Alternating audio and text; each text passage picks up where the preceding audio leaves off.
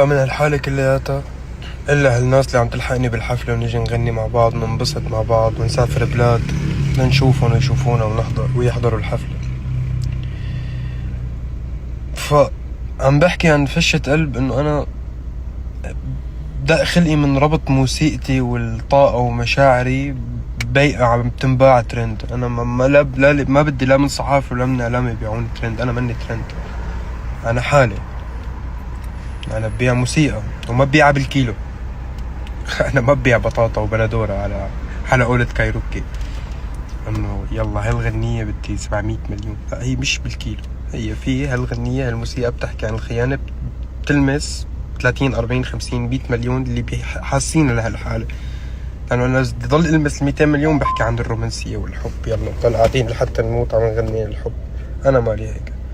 أنا زلمة طلعت من الناس بحب وقف أكل كفتة على طرف الطريق